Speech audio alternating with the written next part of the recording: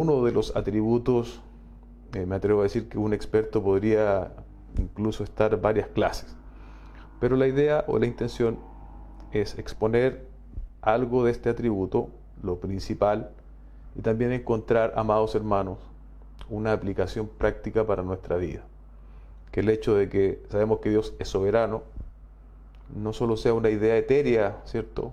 Sino que sepamos que todo lo que ocurre en este mundo está bajo ese control soberano de Dios y por lo tanto podemos estar seguros. No significa que insensibles o que no nos afecte la situación, pero nuestro Dios es soberano y eso debe traernos paz. Amén. Hoy con la omnipresencia, yo creo que todos lo entendemos, ¿cierto? En términos muy directos, es que Dios está en todos lados, ¿sí? En todos lados. Ahora, cuando recurrimos a libros, ¿cierto? Yo le voy a mostrar una teología. Esta es del pastor John MacArthur. Y esto yo le hablaba la semana pasada. Esta es una teología sistemática. Un libro que sistematiza la doctrina. Y bueno, yo tengo hoy día 3 de estas. Esta de MacArthur, tengo una de Wayne Grudem, otro autor, y otra que está por ahí atrás, que es de Berkhof. Entonces son autores que desarrollan la doctrina, ¿cierto?, desde la escritura, y que nos ayudan a un poco entender mejor. Si usted está interesado en, por ejemplo, comprar una de estas, ¿yo cuál le recomiendo? Yo le recomiendo esta. Simplemente porque es muy amigable. Es una lectura amigable. No quiere decir que las otras no lo sean, pero tanto MacArthur como Berkhof, bajo mi humilde opinión, son un poquito más técnicas. Entonces cuesta a veces, no es tan simple de entender como la de Grudem. Así que si usted está interesado o interesada en adquirir un libro que le ayuda a conocer más de la doctrina bíblica, la de Wayne Grudem es una muy buena alternativa para comenzar, si es que no tiene alguna. Bien, dado de ese comercial, ¿cierto? Esa información, vamos al concepto como tal, que obviamente es más que solamente Dios esté en todos lados. Dios no tiene tamaño ni dimensiones espaciales y está presente en todo punto en el espacio con todo su ser. Sin embargo, Dios actúa en forma diferente en diferentes lugares. Repito esta definición. Dios no tiene tamaño ni dimensiones espaciales, ¿sí? Y está presente en todo punto en el espacio con todo su ser.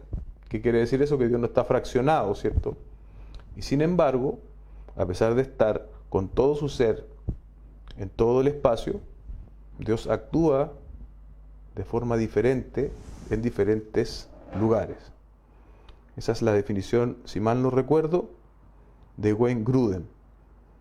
Entonces ahora vamos un poco a desglosar esta definición y vamos a ir a la palabra del Señor para que con la evidencia bíblica podamos tener una mejor idea de qué involucra esta definición de la omnipresencia. Primero, Dios está presente en todo lugar. Dios está presente en todo lugar. Jeremías 23, 23 al 24. Jeremías 23, 23 al 24. Dice así: ¿Soy yo Dios de cerca solamente, dice Jehová, y no Dios desde muy lejos? ¿Se ocultará alguno, dice Jehová, en los escondrijos que yo no le vea? ¿No lleno yo, dice Jehová, el cielo y la tierra? ¿Se da cuenta las retóricas que está ocupando el Señor aquí, ¿cierto? A través de Jeremías. Son preguntas retóricas, están afirmando algo en realidad. Y la última pregunta es la que a mí más me llama la atención para lo que estamos viendo de omnipresencia. Dice, ¿no lleno yo, dice Jehová, el cielo y la tierra? No lo está preguntando, esa es una afirmación. Efectivamente el Señor lo llena todo, tanto el cielo como la tierra. Salmo 139, 7 al 11. Dice el salmista: ¿a dónde iré de tu espíritu? ¿Y a dónde huiré de tu presencia? Si subiere a los cielos, allí estás tú. Y si en el Seol hiciere mi estrado, he aquí, allí tú estás. Si tomare las alas del alba y habitare en el extremo del mar, aún allí me guiará tu mano y me asirá tu diestra. Si dijere ciertamente las tinieblas me cubrirán, aún la noche resplandecerá alrededor de mí. En un lenguaje, ¿cierto?, muy figurativo, muy lleno de riqueza, como son los salmos. El salmista está, ¿cierto?, expresando ciertos contrastes que denotan de forma directa que no hay ningún lugar donde él pueda pretender esconderse de la presencia del Señor, ¿sí? Entonces, estos dos textos, ¿cierto?, nos están apuntando a que Dios está efectivamente en todo lugar. Alguien podría pensar, bueno, ya lo hemos adelantado, pero ¿podemos huir de la presencia de Dios a algún lugar? ¿Será eso posible? Mira lo que dice Hechos 17:28. Porque en Él vivimos y nos movemos y somos, como algunos de vuestros propios poetas también han dicho, porque linaje suyo somos. La primera parte del versículo, ¿cierto? Porque en Él vivimos y nos movemos y somos. El apóstol Pablo ahí predicando a un público gentil en Atenas. Y él da esta descripción: en Él vivimos y nos movemos. Ya da cuenta, ¿cierto?, de que no hay un lugar físico donde nosotros podamos escondernos de la presencia del Señor, porque Dios está en todo lugar. En Él vivimos, en Él nos movemos. Otra cosa que señalamos en nuestra definición es que Dios no tiene dimensiones espaciales, ¿cierto? Espaciales. Respecto del espacio, Dios no tiene dimensiones, no es cuantificable el tamaño de Dios. Y mira lo que dice Primera de Reyes 8:27. Primera de Reyes 8:27. Pero ¿es verdad que Dios morará sobre la tierra? He aquí que los cielos de los cielos, no te pueden contener. ¿Cuánto menos esta casa que yo te he edificado? Ahí escribe, o más bien se expresa Salomón, ¿cierto? Y él lo dice de manera muy clara. ¿Es verdad que Dios morará sobre la tierra? He aquí que los cielos de los cielos no te pueden contener. Ahí está hablando, ¿cierto?, en una forma poética, de que no existe espacio capaz de contener a Dios. Y recordemos que Salomón estaba construyendo, o había terminado de construir, el templo, ¿cierto? Un templo formal, por así decirlo. Y aquí vamos tal vez a cosas más prácticas, ¿cierto? Que es lo que la teología también debe arrojarnos o ayudarnos. Y es esto, que el Señor, en consecuencia, ¿cierto?, una conclusión práctica, es que está en todo lugar. Por lo tanto, nuestra oración, nuestra capacidad y oportunidad de poder acercarnos a Dios no tiene que ver con un lugar físico, ¿sí?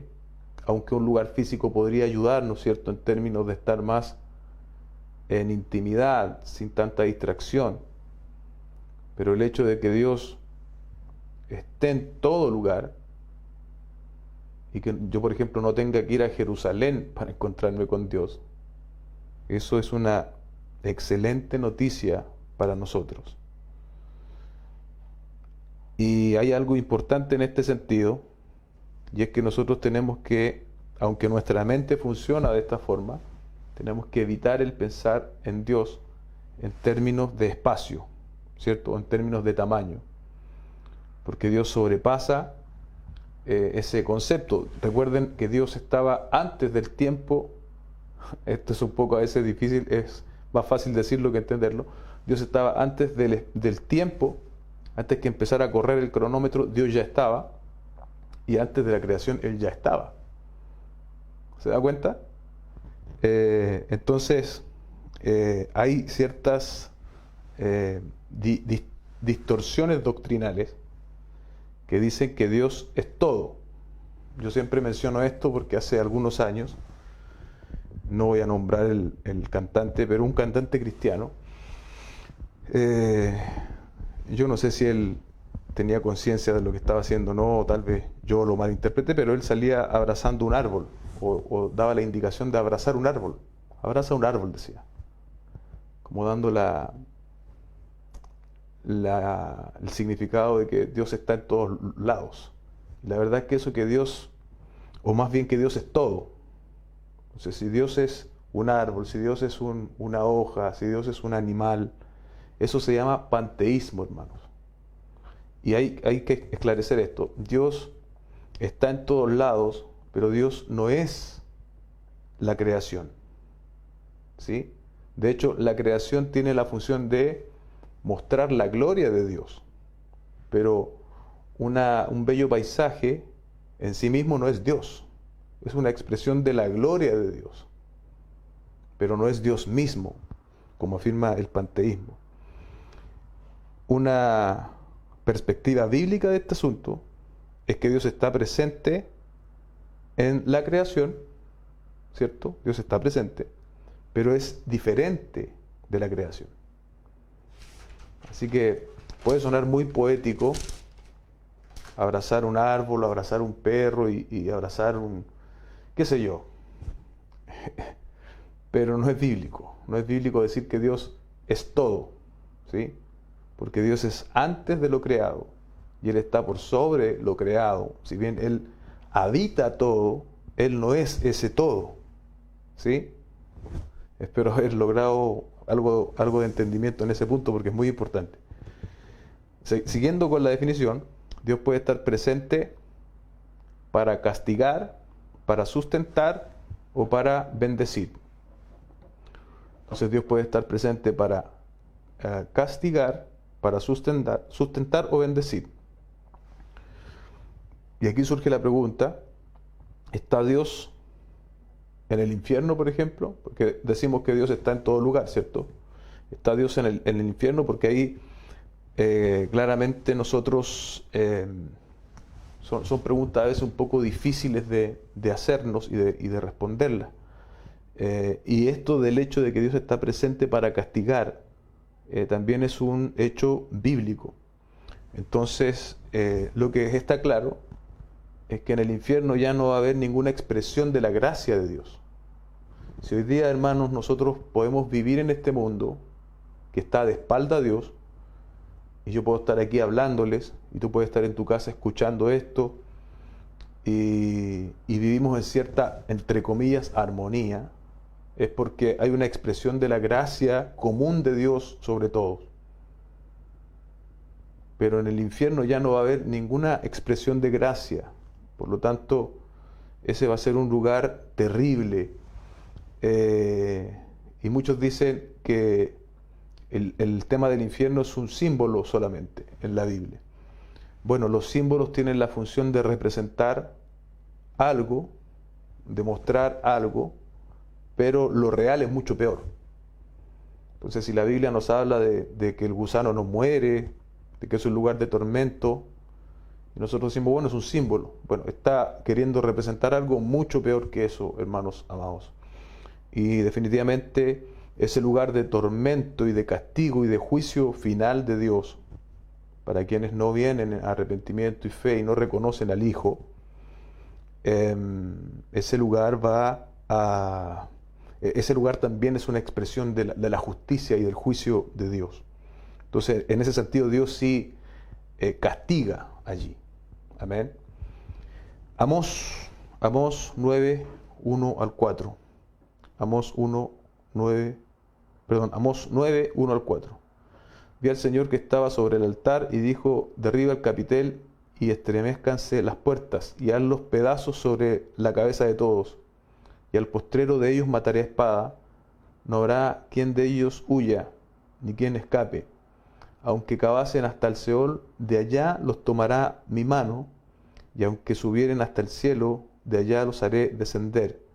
Si se escondieren en la cumbre del Carmelo, allí los buscaré y los tomaré. Y aunque se escondieren delante de mis ojos en lo profundo del mar, allí mandaré a la serpiente y los morderá. Y si fueren en cautiverio delante de sus enemigos, allí mandaré la espada y los matará. Y pondré sobre ellos mis ojos para mal y no para bien. Esos son, ahí usted tiene un versículo que nunca va a haber posteado en algún, o sí lo puede ver, pero es muy difícil postear ese tipo de versículos, ¿cierto? Nos gustan otro tipo de versículos que no hablen del juicio y del castigo de Dios. Ahí usted tiene la impresión clara de que si bien Dios está en todo lugar, Él está también en todo lugar efectuando un acto diferente, un accionar diferente. Bueno, dejemos hasta ahí ese punto para no alargarnos. Lo segundo, ¿cierto?, es para dar funcionamiento. Colosenses 1:17. Y Él es antes de todas las cosas, y todas las cosas en Él subsisten. ¿Se da cuenta? En Él subsisten. Si hoy día nosotros estamos en un mundo que aún sigue cierto funcionamiento, es por el Hijo, hermanos. Hebreos 1:3, el cual siendo el resplandor de su gloria y la imagen misma de su sustancia, Jesucristo es Dios, y quien sustenta todas las cosas con el poder, con la palabra de su poder. ¿Por qué este mundo sigue funcionando? Porque Dios lo sustenta con la palabra de su poder. Si Dios por un segundo dejara de sostener este mundo, todos nosotros caeríamos muertos en ese preciso instante. Para bendecir, Salmo 16:11. Dios está presente para bendecir. Me mostrarás la senda de la vida. En tu presencia hay plenitud de gozo, delicias a tu diestra para siempre. En el nuevo pacto no hay un lugar especial, lo decíamos antes, para adorar al Señor, ¿cierto? Un lugar como Jerusalén, sino que sabemos, según el relato, por ejemplo, de Juan 4:20, dice, nuestros padres adoraron en este monte, le dice la mujer samaritana al Señor, ¿cierto? Y vosotros decís que en Jerusalén es el lugar de donde se debe adorar. Y luego en el 14:23 dice, respondió Jesús y le dijo, el que me ama mi palabra guardará, y él la amará y vendremos a él. Perdón, no era ese, era un poquito, déjeme buscarlo acá para no dejarlo, para no dejar la idea inconclusa. Pero el texto lo parafraseo, ya el Señor le responde, ya no es un tema de lugares, sino que el Señor busca adoradores que le adoren en espíritu y verdad. Y eso está un poquito más abajo de eso que yo leí recién. Con todo, hermano, la mayor evidencia bíblica habla de la presencia de Dios en términos de bendición. Segunda de Corintios 3:17, porque el Señor es espíritu, y donde está el espíritu del Señor, allí hay libertad. Ese es un pasaje que muchas veces, me incluyo por cierto, utilizamos de manera equivocada. Donde está el espíritu del Señor, allí hay libertad, y todos se ponen a saltar y a hacer escándalo. Pero si tú lees el contexto, no tiene nada que ver con eso. Tiene que ver con la libertad, ¿cierto?, de poder vivir en la gracia del Señor. Porque ahí el apóstol Pablo está comparando la ley versus la gracia. Entonces, aquí el apóstol casi al terminar dice, porque donde está el espíritu del Señor, allí hay libertad. Entonces ya no somos presos o esclavos de cumplir leyes para salvarnos, sino que hoy día somos habitación del Espíritu Santo, quien nos ha hecho libres. Y hoy día obedecemos, pero el hecho de ser obedientes y agradar al Señor no nos hace más salvos. Ya hemos sido salvos a través de la gracia. Hoy día obedecemos como una muestra de buenas obras en nosotros, producto que somos habitación del Espíritu Santo, pero no obedecemos para ser salvos. Ya somos salvos en Cristo Jesús. Juan 14:23, respondió Jesús y le dijo, el que me ama, mi palabra guardará, y mi Padre le amará y vendremos a Él y viviremos y haremos morada con Él. ¿Se da cuenta? Como Dios está en todos lados y el que ha nacido de nuevo es habitación del Espíritu y el Señor hoy día mora en nosotros a través de su Espíritu, Dios mismo, ¿cierto? Isaías 59:2.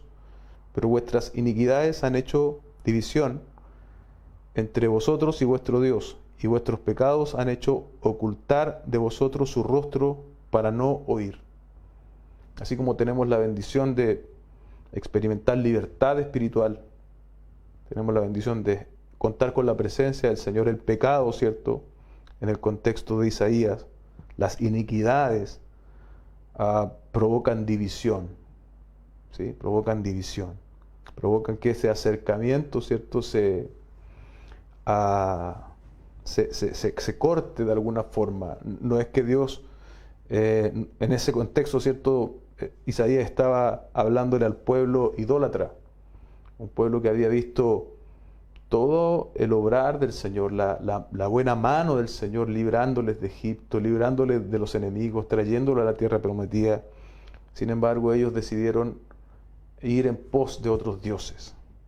Entonces, por eso, pero vuestras iniquidades han hecho división entre vosotros y Dios. No podemos estar en pecado y pretender que eso no afectará nuestra relación con Dios. Por lo tanto, ¿cuál es, en ese sentido, y también aquí una aplicación práctica, el arrepentimiento, hermano? El arrepentimiento no es una cuestión del comienzo de la vida cristiana.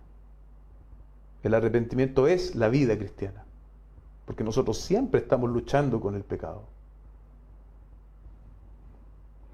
Proverbios 15:29. Jehová está lejos de los impíos, pero Él oye la oración de los justos, afirmando lo que compartíamos recién.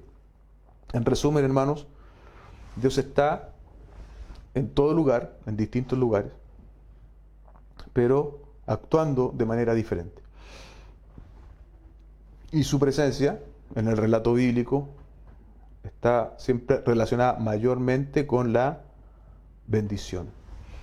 Para finalizar, permítame leer una cita que revisé acá en la sistemática de MacArthur, que a mí me pareció clarificadora y muy, en algún punto que a veces, por lo menos, nos cuesta ver. Dice aquí: puesto que el espacio es un elemento de la creación, esto yo se los decía antes, no es parte de Dios. ¿Sí?